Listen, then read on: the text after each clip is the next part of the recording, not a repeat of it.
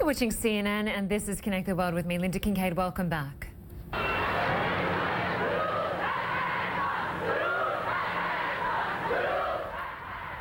Freedom and equality. Iranian women chanting nearly 40 years ago as tens of thousands took to the streets of Tehran weeks after the 1979 Islamic Revolution, all to protest new laws making it mandatory for them to wear the hijab, or the Islamic head covering. Decades later, the issue persists. In recent weeks, young Iranian women have been holding their own protests, waving their hijabs in public in the hopes of changing the rules. Dozens have been arrested. On the other side of this issue, powerful conservative clerics still think women should cover themselves. And now a government research arm has released a 3-year-old report showing that almost half of all Iranian women and men polled believe the government should have no say in the way women dress and that the hijab is a personal issue. For more on what all of this means for Iranian women, let's bring in our CNN chief international correspondent, Christian Amanpour, who has reported extensively from Iran over the years. Good to have you with us, Christian. It's certainly fascinating that the Rouhani government have ploughed straight into the middle of this debate by releasing this report that found about half the population believe that wearing the hijab should be a personal matter, having sat on this report for about 3 years. So does the release of this now signal a shift in the government's stance?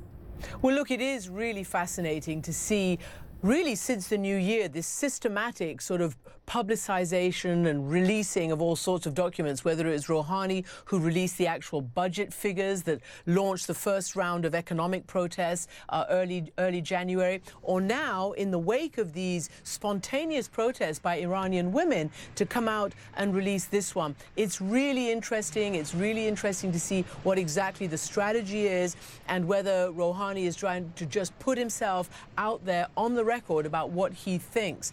And, you know, reform has been an attempt in Iran ever since Mohammad Khatami, the president, came to power in 1997. And when I interviewed him back then, I asked him specifically about personal freedoms and about things like the hijab and about all these other things that many women, mostly women, because of course the women are the ones who are most oppressed in any society, mostly women were complaining about this being forced and not being a choice. So this has been going on for a long, long time. And to see it now, this report, which is to me even stunning, to see it released and those numbers, 49.2%, is quite a departure.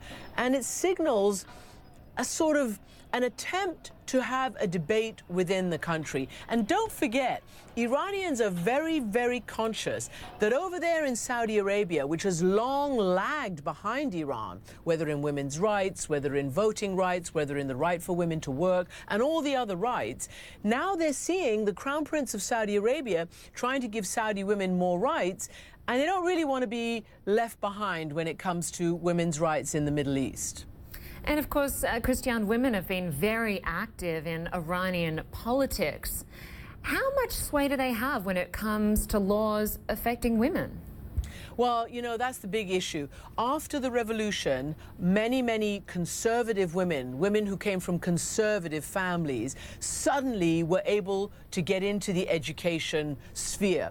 So the percentage of women going to schools, going to high schools, going to universities has leapt since the Iranian Revolution of 1979, because conservative and traditional religious families in Iran suddenly found themselves more comfortable allowing their girls to go and get educated and, frankly, to get out of the house in an environment that they thought was Islamically correct.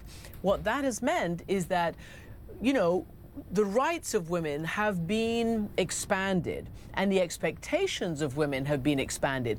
But that's in social and political areas. In the legal area, women have gone backwards since the days of the Shah. They do not have even the same rights that they did, whether it's on custody issues, whether it's on divorce issues, property issues, inheritance issues. They were never equal under the law, ever. But it got worse for them after the Islamic Revolution. So it's kind of strange because on the one hand, in the legal domain, they have less rights than they did before the revolution, but in the social domain, they are much more active and are much more powerful.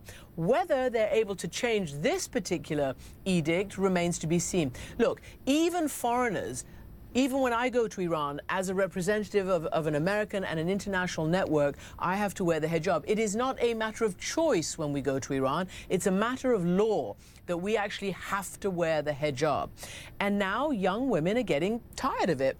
And they're thinking, look, let's have a say. They're probably watching a lot of the roiling and the women's rights movement that is, you know, marching on in the West, whether it's the big demonstrations, whether it's the Me Too protests, all of that. And young women in Iran are very, very plugged in and very educated and very sophisticated. All right, Christiane Amanpour, wonderful to get your perspective on this issue. Great to have you on the show. Thank you. Nice to be with you.